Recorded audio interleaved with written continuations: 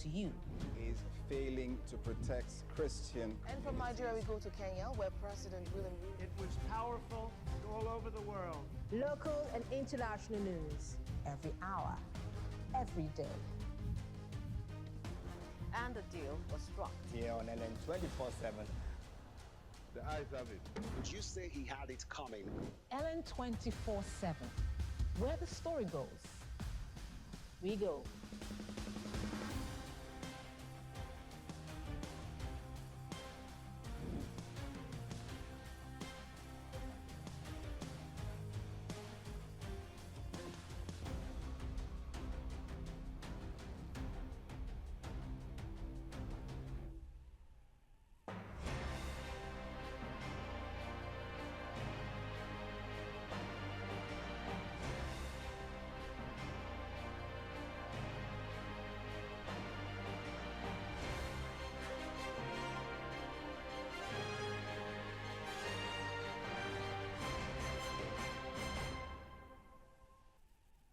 Good evening, Nigeria, and welcome to Politics Now on LN 24/7. I am Morno Balagbubo, coming to you live from our studio here in Abuja.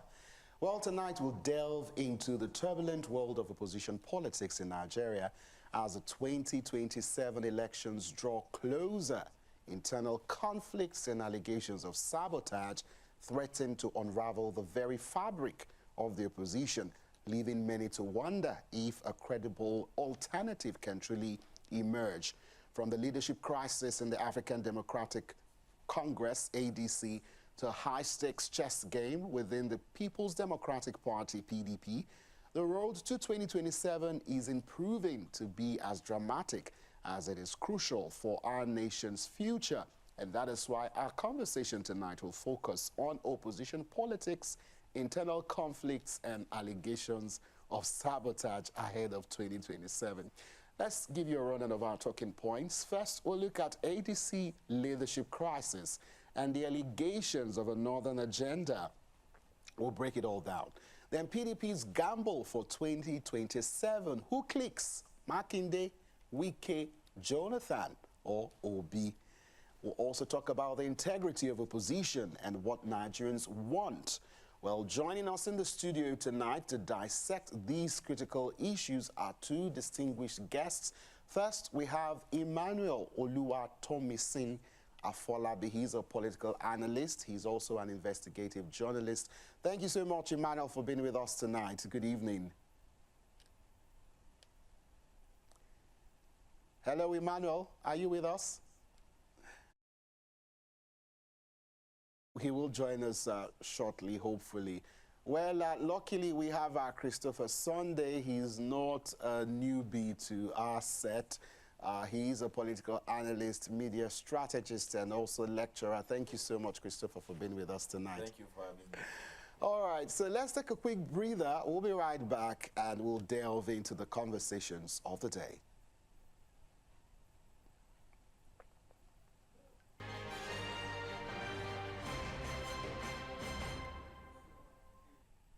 Well, before we dive into our conversation, let's take a look at the key headlines that have set the stage for tonight's conversation.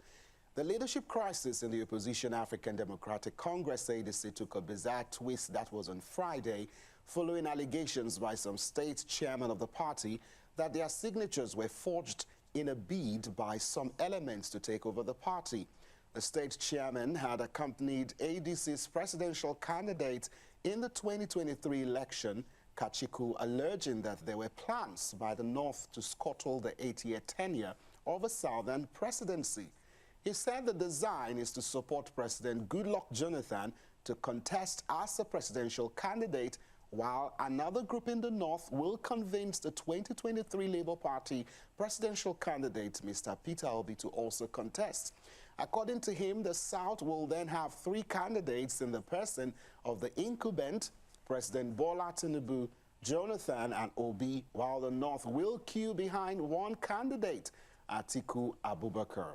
He said the plot is to split the votes in the South, while the North will vote en masse for Atiku. Well, Abdullahi, spokesperson for the ADC has refuted all of those claims that the party is working in the interest of the country's northern region. Bolaji Abdullahi on Sunday via national television described the insinuation as unfounded. Abdullahi went on to accuse the government of trying to cause divisions in the party, but said the ADCs are aware of and working to counter the moves. Now, do recall that the former national chairman of the African Democratic Congress, Mr. Ralph Nwosu, had alleged that government-backed actors were actively working to destabilize the coalition effort by sponsoring some of the party's state chairmen to pursue local action aimed at undermining the coalition. I beg your pardon. He also alleged that senior government officers offered him 3 ministerial positions to dissuade him from transforming the ADC into a strong opposition coalition as part of a broader effort to weaken the ADC's push to lead a coalition challenging the ruling APC in the general elections. I do beg your pardon for that. Well, away from the internal challenges, the ADC is facing the People's Democratic Party is not also left out. In a bid to curb their own challenges, the NWC of the PDP on Friday warned members of the party expressing support for President Bola Tinubu to retrace their steps or face stiff sanctions. We'll take a quick breather. We'll be right back. To stay with us. What makes the political system what it is today? What are the recurring issues? The tussle for power. An extremely problematic area. The tension. The instability of the system. Join LN 24/7 as we take you inside the local and international political arena in the world of politics. The golden age of America begins right now. I will very simply put America first. Watch Politics Now on LN 24/7. Don't miss Politics Now on LN 24/7.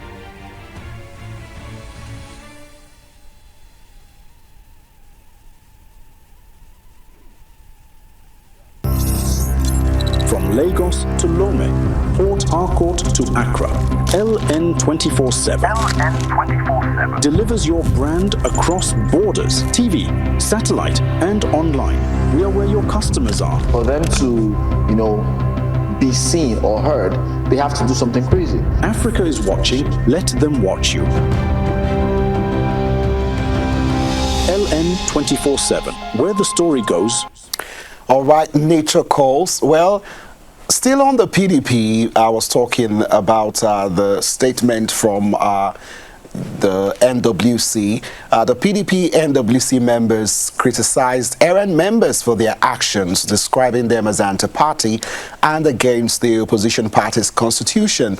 In the light of the foregoing and the instancy of protecting and preserving the existence of our party and its electoral fortune, the NWC, pursuant to the provisions of Section 59(1) of the PDP Constitution, hereby issues a strong reprimand against such anti-party activities and cautions those involved to retrace their steps or face stiffer sanctions as provided in the PDP Constitution.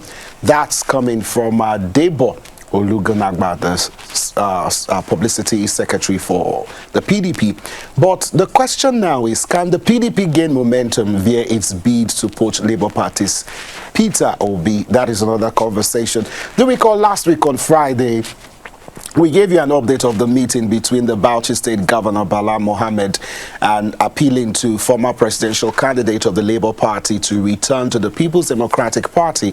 In his response, Obi said he was not ruling out the possibility of working with Governor Bala Mohammed. In another development, the PDP is in a bid to ease internal tensions and strengthen its prospects as the PDP agreed to key demands from Rivers State Governor and current FCT Minister Nyesom Wike. Now, the latest reporting from the Vanguard says so, and according to the publication, very highly placed persons revealed that the decision formed part of a wider strategy to unify the party and address the lingering grievances within its ranks. Now, Wike is a major power broker in the PDP and had insisted on zoning of the party's presidential ticket to the south, the appointment of Senator Samuel Anyanwu as the national secretary, and strict adherence to the south-south and south.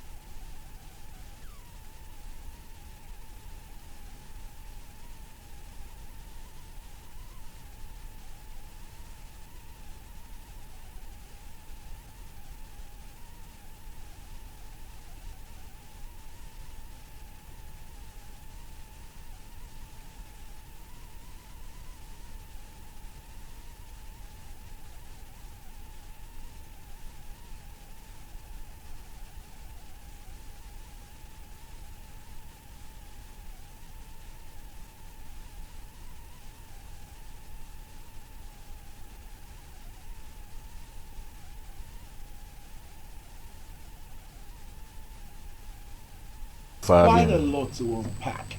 For me, I'm worried, Sunday. I don't know if you share this worry with me.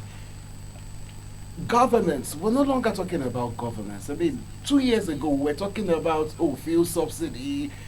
Should we remove, should we not remove, should we have removed? We're talking about workers' welfare and, elevating the salary and the living standards of Nigerian workers. But now, all the conversations that we've been having just focuses on the 2027 elections. What is your take on what is, a misplaced priority for those in government, because they are clearly paying attention, and your take, overview of what is playing out so far in the build-up to the 2027 elections?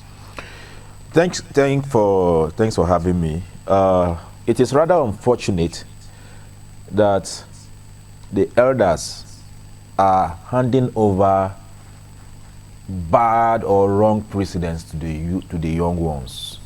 And if you look at the young ones in position of government right now, they seem to have even learned worse than those who are already moving out, going out of the world. Already, I can see people playing God, in the sense that God has already given you the power to serve the people. Instead of you to concentrate on why you were elected, you're already planning on how you will come back. Just barely 2 years into. On what basis do you even want to come back? You've got to do. Let us even. Things to come back. Yes, but again, you see, governance is not a rocket science, and if not because people have already planned, so much believe in election rigging, in a sane environment, you will understand that where electoral laws work, where INEC is true to the people, of course you know that the only way you can win the vote of the people is when they see tangible projects on ground. What has this government achieved in the past 2 years? What have they achieved? See, what they are doing now is bullying. This political bullying. Political bullying in the sense that you know very well that people are crying. You know very well that you have not done what you elected to do.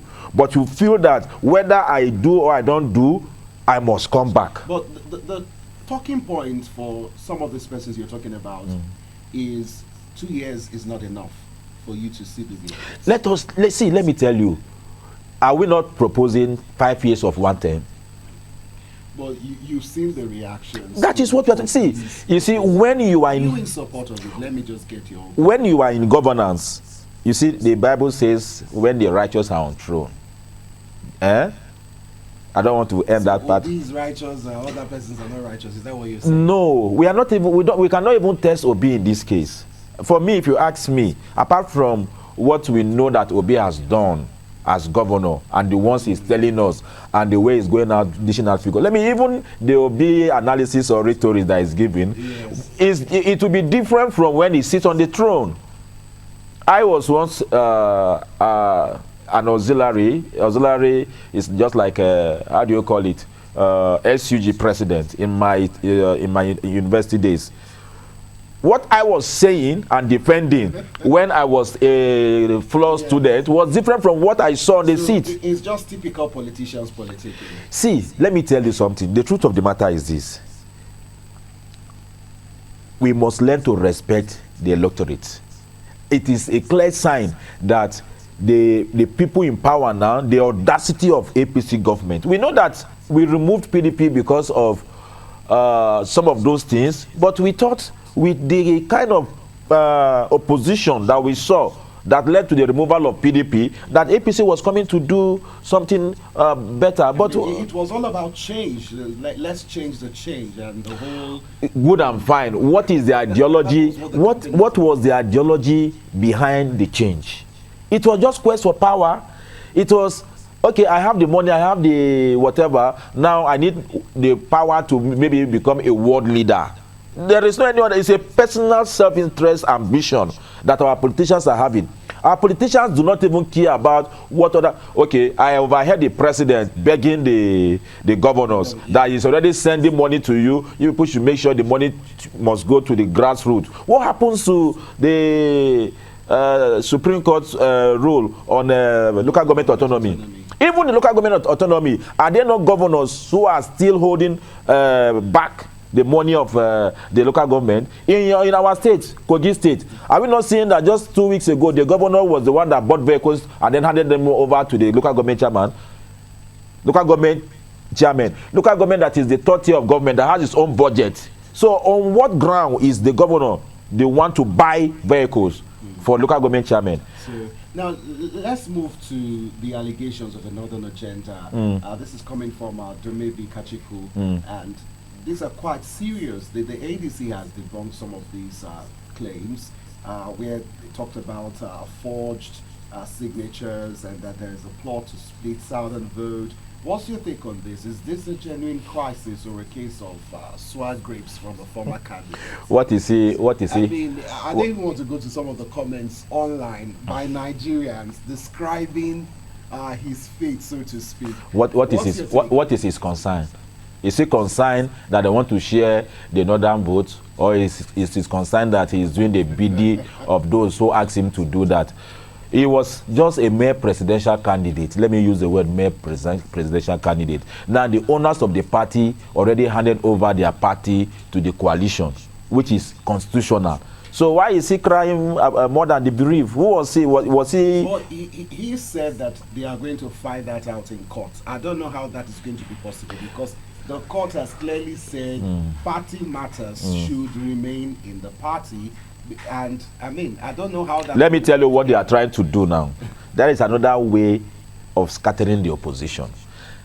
I may not have facts to say, but I'm just saying that inject problem into the party. I don't know who is sponsoring it, but this is politics, and I don't have problem with anybody sponsoring it. If I told anybody is sponsoring it, that is just inject problem into them. You made reference to that on Sunday. Now, you're also a media strategy. From your perspective, how are these allegations damaging to the ADC's image, especially with the 2027 election on the horizon? I mean, these were issues we were seeing in the PDP. I mean, they finally accepted that, okay, Senator Samuel Anyanwu is the secretary. I mean, they've digested that. You look at all the time that has been wasted before they could be able to get their footing back. So what is your take on this? How damaging is the brand ADC? That excitement that we saw, El-Rufai, Atiku, Peter Obi, it was historic amidst the whole move of defection, governors collapsing structures, and then ADC came, and all of that just like all that hype and fear. For me, I just see that as just emotional political move, just to appeal to our political mind in the country. One would have thought that with the caliber of people you just mentioned, that before coming together as coalition, they must have done their homework, even down to the people that are complaining now, their last presidential candidate and all that. But the truth of the matter is this. The truth of the matter is this. Because none of these elderly men or some of these persons in our political corridor are serious with governance.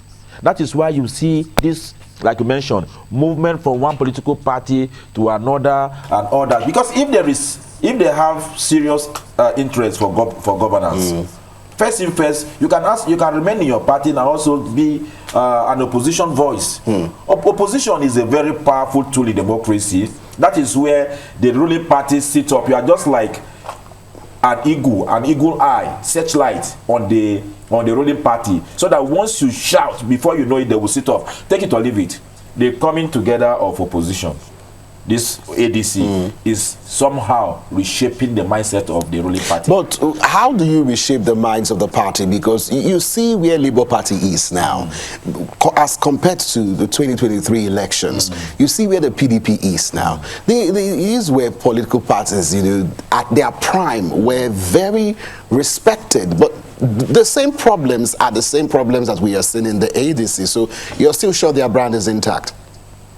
The 2023 general election, that Obi won 12 states. Don't forget, Obi won 12, Atiku won 12, and Tinubu won 12. Good and fine.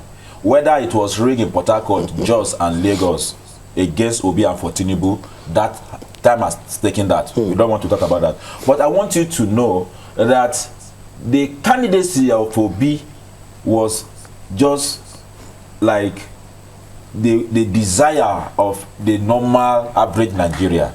So you see Obi without a governor, without a councillor, without anybody at all supporting him, he won 12 states.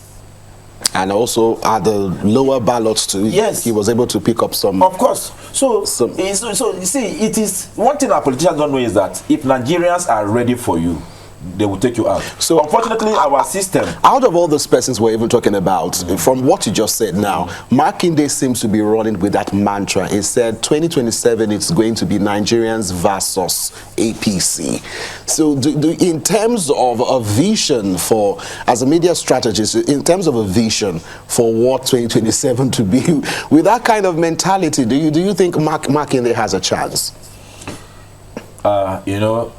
It's good for one to tell himself the truth, and I can tell you categorically that the pronouncement of Makinde in recent time is quest to vie for this exalted seat in the country is also a political calculation that we cannot decide where it is coming from at this material time. What do you mean? You need to break down what you just said now by where it's coming from. Okay, if you think it's not from a genuine place, I feel that Makinde should know by all standards that he doesn't stand a chance to become president of this country. But he's a southerner, and from the calculations that we followed, Buhari did 8 years, so the south is, it's due for another 4 years to complete the 8 years, so to speak.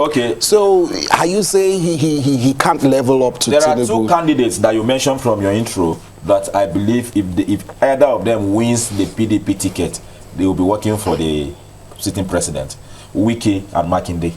Don't forget, Makinde is part of the G5. Well, you're one of the first set of political commentators to take us to that level. So, but for you, we heard the likes of Ralph, who was to talk about the fact that he was offered, ministerial positions, so all of the allegations, so to speak, that this government is working seriously to destabilize the opposition. I mean, what do you make of the political landscape at this point in time? I mean, this is not surprising because it's all politics, but I mean, when it has gotten to that level, coming from someone's mouth at that particular level, what is on the table now for 2027? It practically seems to me like anything is possible. You see, he came out to open up.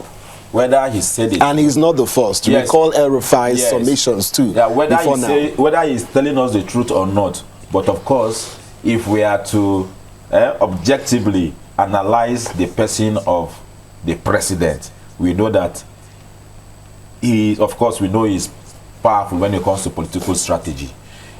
There is nothing wrong in also trying to clear your way if you know that you are not doing well and then you want it to be free for you. For me, I think I read a kind of a rejoinder. Is it a rejoinder now from the essay to the president on media saying that was a lie from the pit of hell, that why would they offer him 3 ministerial positions and all that? Yes. In politics, you can't rule that out. But he has said it. And apart from that press release, we've not heard anything from any other person. Do you understand? But the question is, if truly they offered him 3, how many persons will be able to reject it like he rejected? If you could hold that thought, Christopher, we have Emmanuel live with us. Emmanuel, thank you so much for being with us on the show tonight. Can you hear me? Good evening. It's a pleasure to be here with you. Yeah, I can hear you. Good evening. Good evening. All right, so I'm wondering, at one point you joined because I was so engrossed with the conversation I was having with Christopher, and you are well abreast with the talking points. We're looking at the 2027 dynamics, the opposition, but let me hit you up with the northern allegation, so to speak, to split the votes of the southern candidates so as to enable a northerner coming to power. This is coming in from Akachukwu, former presidential candidate of the ADC. So what is your take in all the dynamics that has been playing so far in the ADC?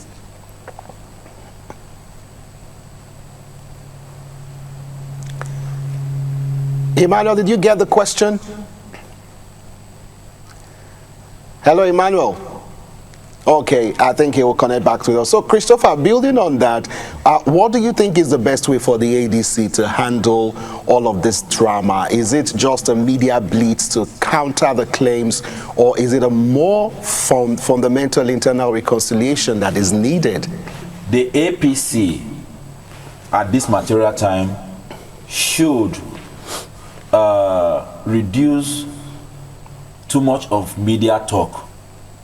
I think they are beginning to focus more. Funny enough, I listened to the interview that Kachukwu had, or I think that it was on TVC on Sunday, and he was like, this government is doing too much, trying to explain itself and reply back the opposition. So I'm curious as to why you agree with him. That is why I am saying that the ADC came at the right time.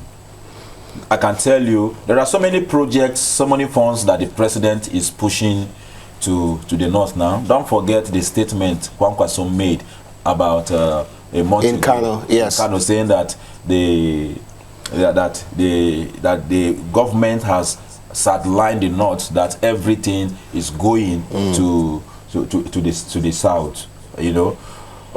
After that statement and the formation of ADC, go and check. You will see the presence of the president now and his government in the north, trying to maybe appease them and all that.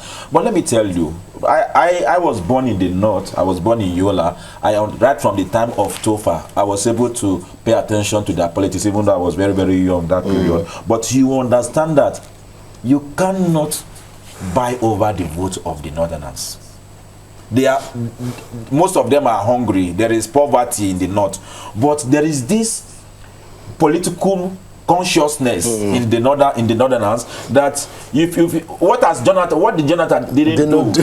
what did he not do in 2020? I was about to come to that. He did everything, everything. In fact, most of the key ministerial position, education, he pushed them there. But of course, because of one or two factors and the way the Buhari's factor again, and then we felt okay. And there was a coalition also. There was a coalition of 4 or 5 different political parties. Of course, we were fed up, just like we are fed up now again. But whether the ADC is ready to do her homework, you know, APC is very, very good with propaganda.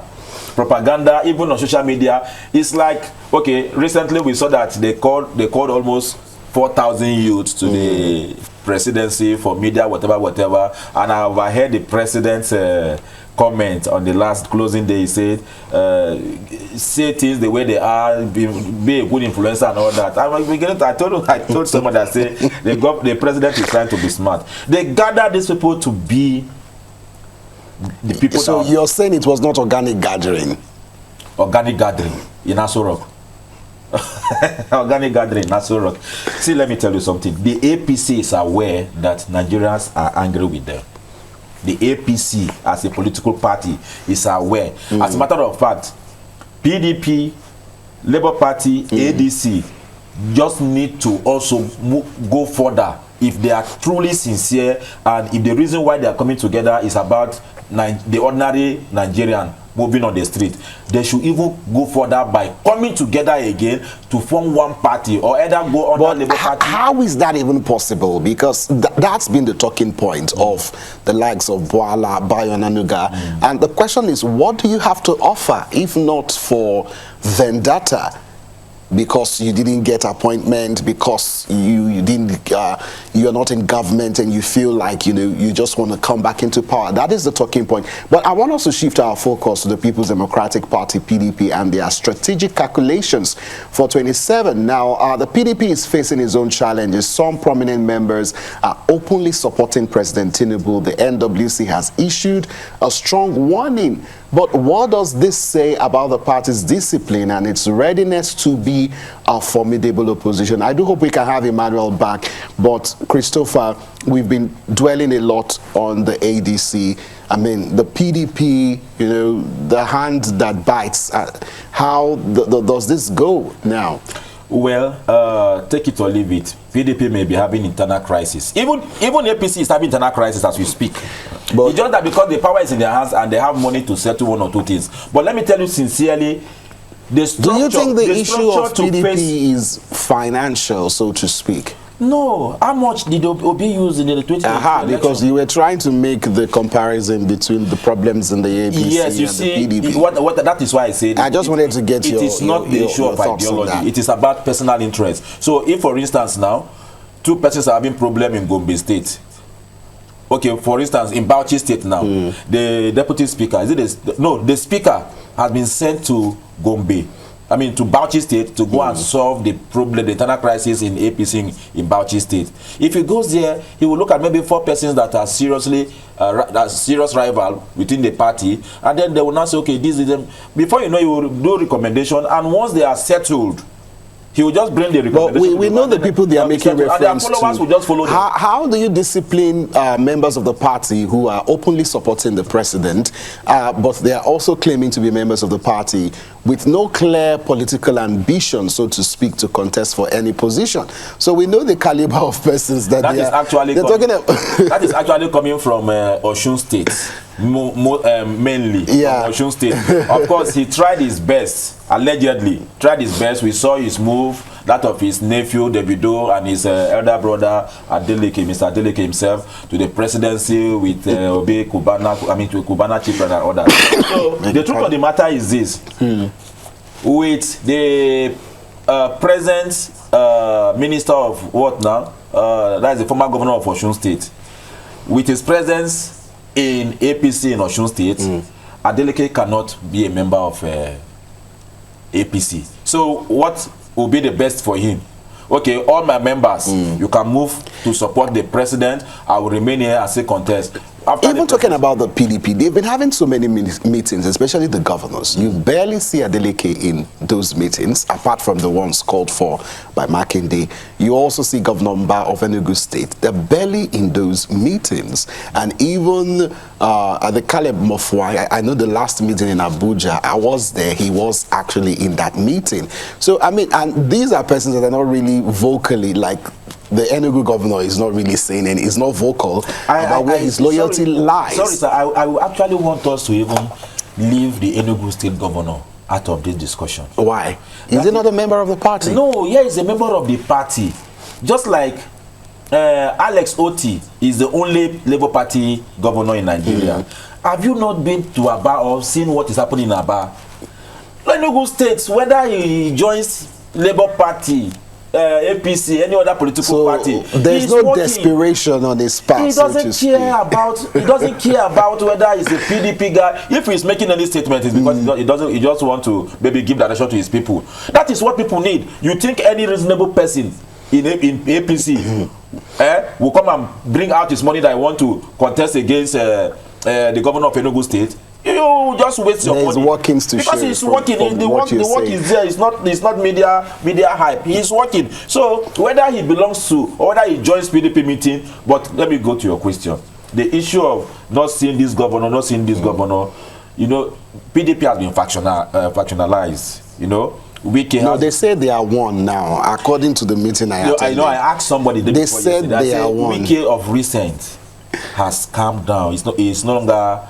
You saw the last media briefing he had. He was quite satisfied with the new developments. Yeah, but whether he will work with his party against his employer. But you know, the convention is now in Ibadan. It was supposed to be in Abuja. So, I mean, it's now taking place in Ibadan. One would think that was, you know, one of the reasons why he would flare up and like say, there are still some things that they need to agree to. But the Vanguard reported, that was yesterday, today, that, I mean, it's very clear that they are all succumbing to his bidding. But what does that say for somebody who is so loyal to the president? I mean, practically sings, "On your mandate we shall stand." How does the PDP find its balance? When last did they sing that song? See, let me tell you something. There are things we don't need. Are you saying there is an agenda here? There are things we don't need to start saying now. There are things we don't need to start saying now. You see, the whole issue of Rivers State, the involvement of Wike, the intervention of the president, and Wike being a minister of the FCT. If there is any minister that the president is keeping his eyes on now, should be Wike. Because the president knows what he is capable of doing, so he knows what Wike is capable of doing. Well, they appear to be in good terms. Well, does he have any reason? Unlike what we're hearing between the president and his vice. Does he have any problem? He doesn't have any reason to pick day. on the president. Now, what I'm trying to drive home is this. The truth of the matter is that Wike is actually not happy. Even with his position as FCT minister, his eyes and his political power lies in Rivers. At this material time, he doesn't have Rivers State. At this material time, Rivers State, with the administrator that is there, is in the hands of the the Senate president and the president. The administrator doesn't listen to Wike.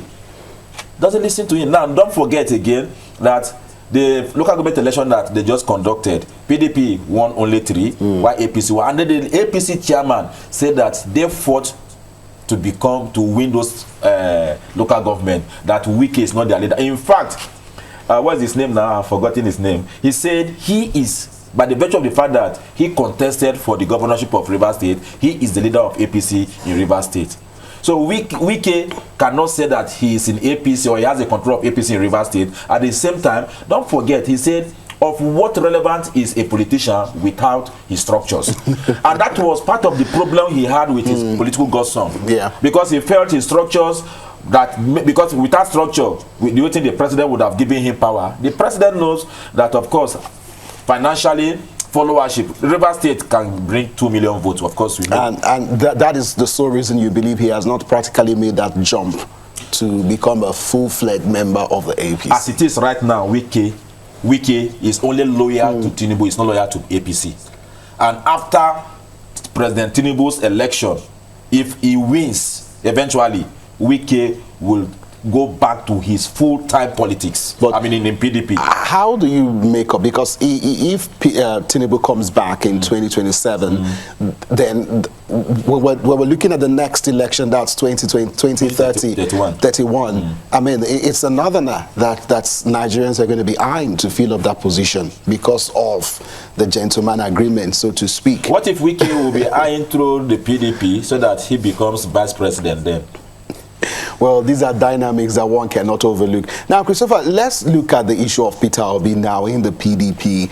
I mean, we saw that visual of Governor Bala and the former governor of Anambra State. And at the same time, we have the looming influence of Wike with reports suggesting that the party has agreed to his demands. We've touched on that.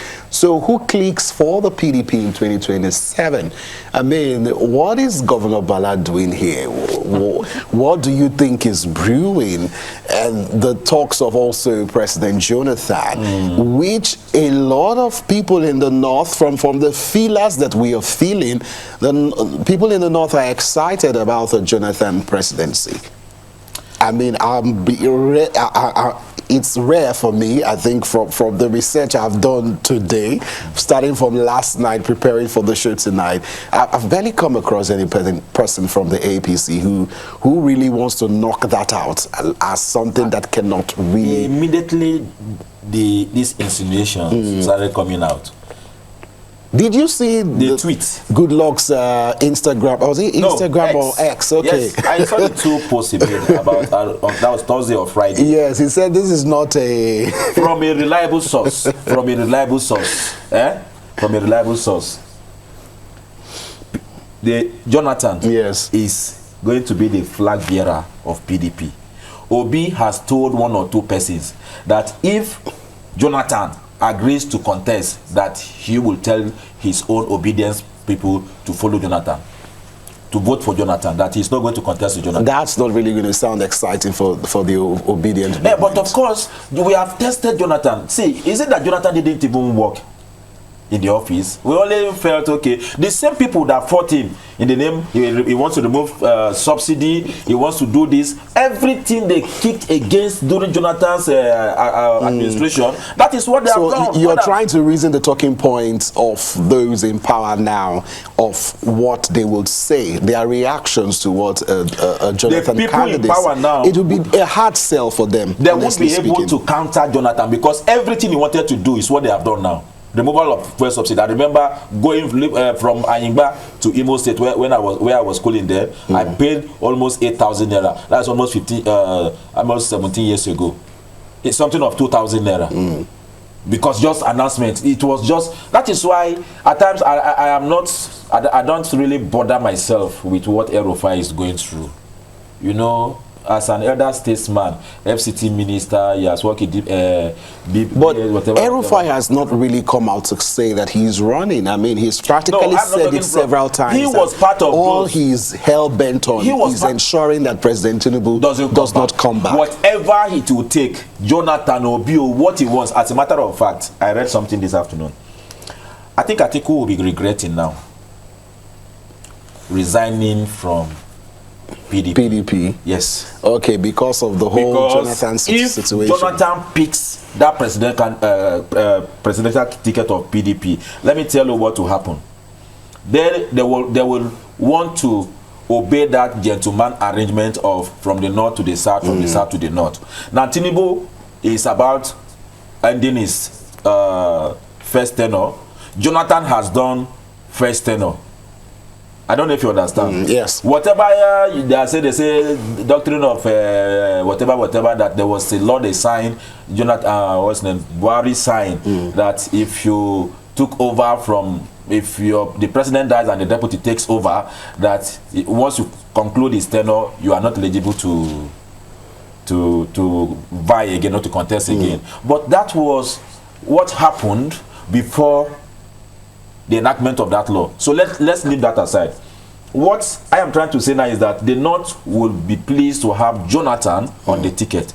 They will vote massively for Jonathan. South will vote massively for Jonathan.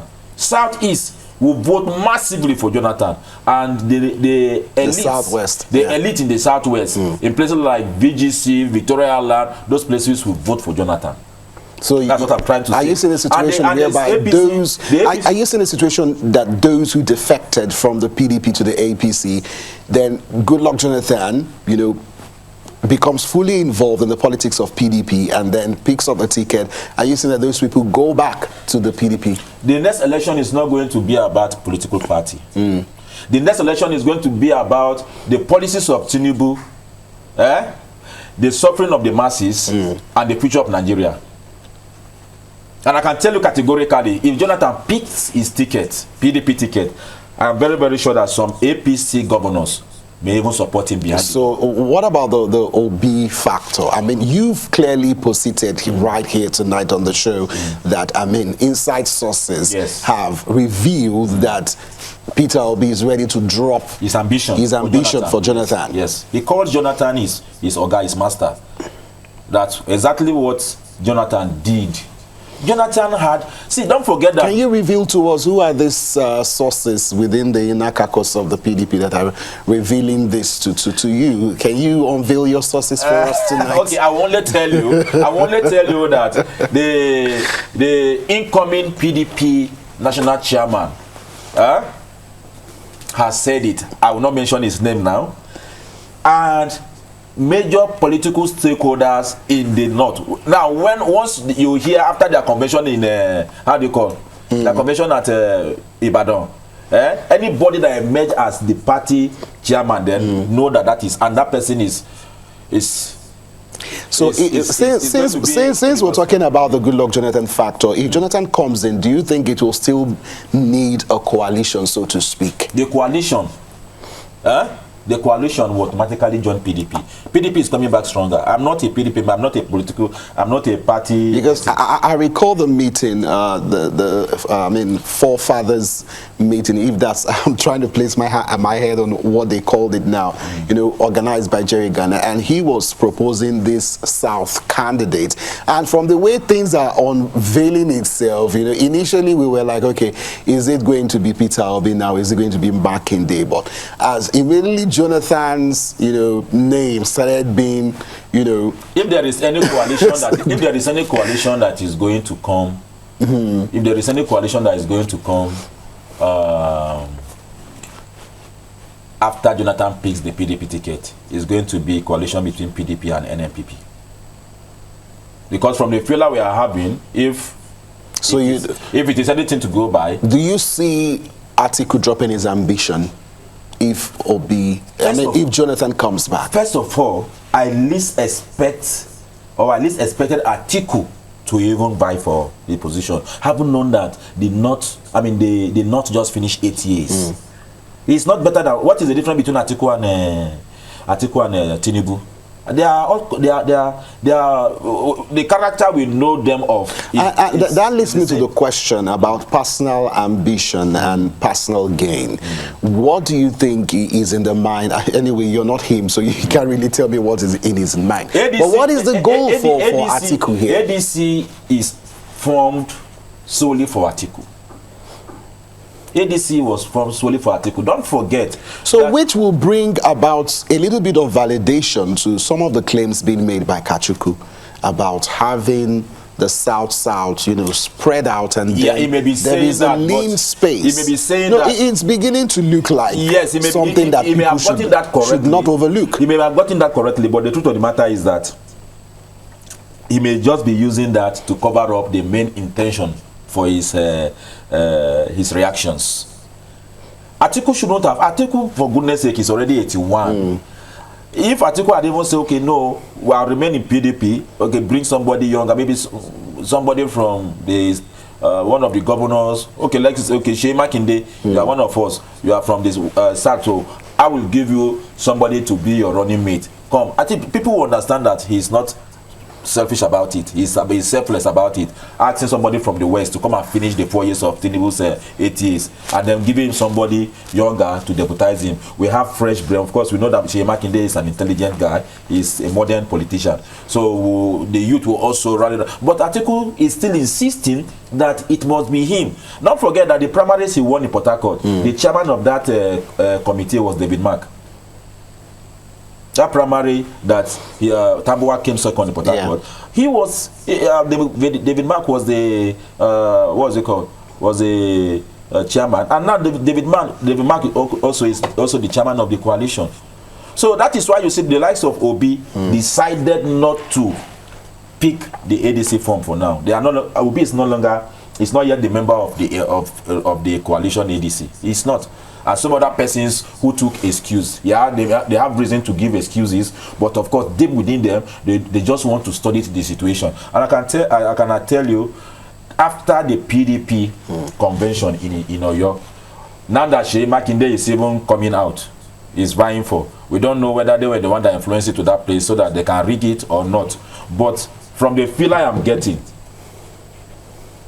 all things being equal, even though you conduct that election right in Lagos, the PDP party will have their way. They are ready. Okay, now in our final segment, we're bringing up our discussion to the core issue, the integrity of the opposition and what Nigerians really want. So, Christopher, when you look at the current state of our opposition politics, it seems to be a major letdown for a public rather that is worn out with economic hardship and poverty. So what do Nigerians want from the opposition, and do you think they are getting it? Because when you contrast the opposition of today and the opposition that, you know, removed Jonathan from office, I mean, it's very clear that, I mean, there is just a whole different bond. Some have described it as opposition on social media, while the other one was opposition on the field.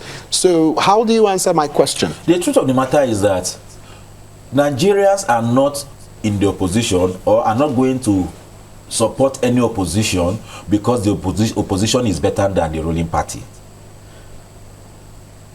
No political party in Nigeria has credibility. Which one? Labour Party, it wasn't because of Labour Party as an entity, it was because of Obi as an entity, or because the way the youth so much believe in Obi. I've spoken to some of their members, they would not see it that way.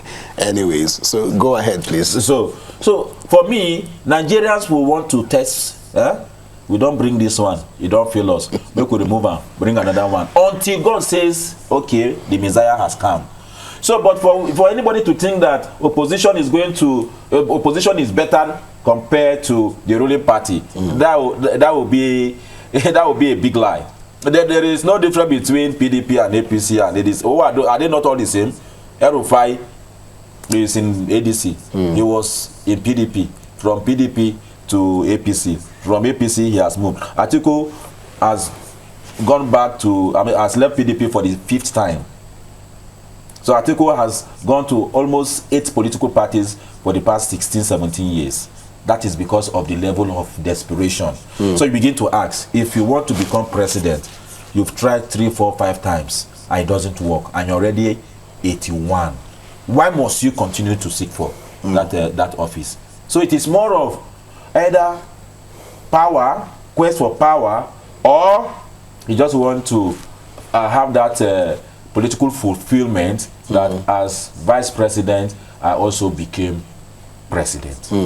All right, now so when you look at the allegations of government-backed sabotage, do you think it is real, or is the opposition simply too weak and internally divided to be an effective counterweight to the ruling party? Recall some of the statements made by the president during his democracy speech at the National Assembly.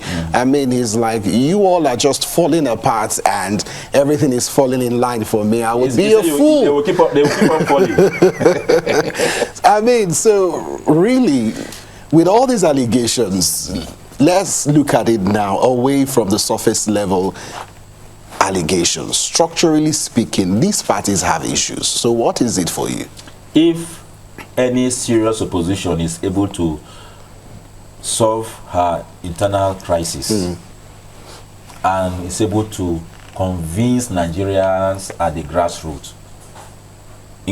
To add to what we already know, especially for the fact that we are all suffering.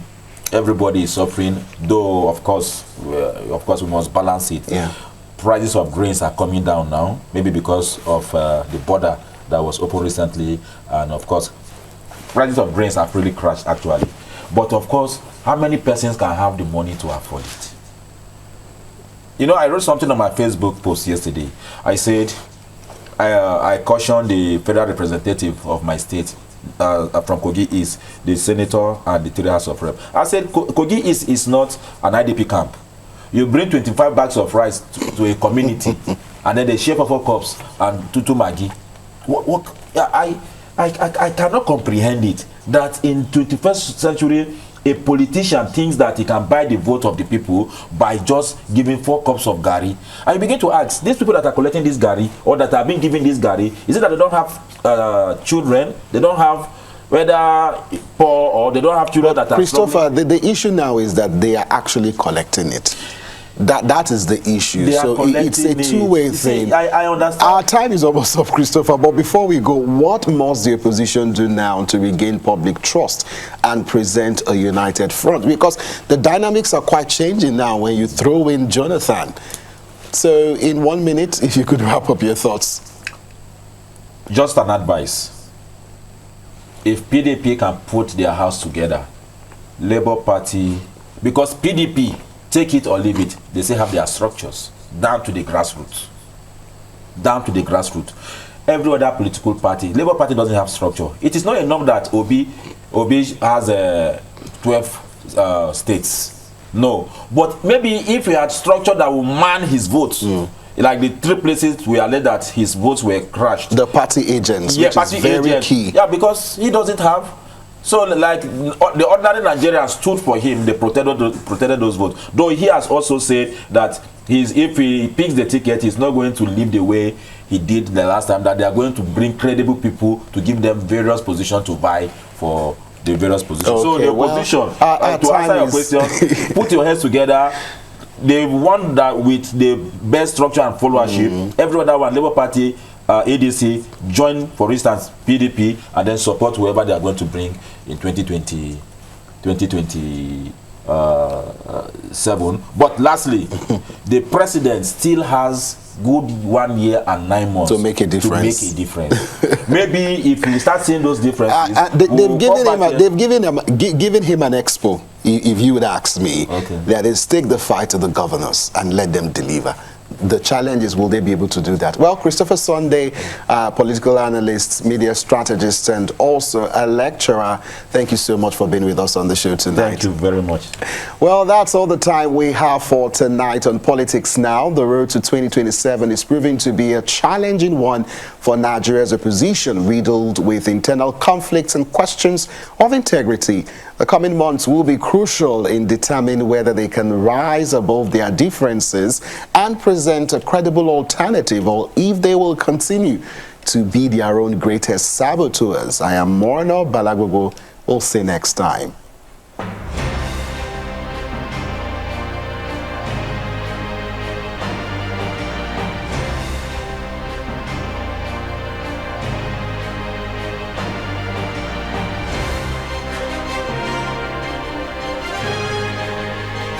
At Ellen to you is failing to protect Christian. And from Nigeria, we go to Kenya, where President William Ruto. It was powerful all over the world. Local and international news. every hour, every day.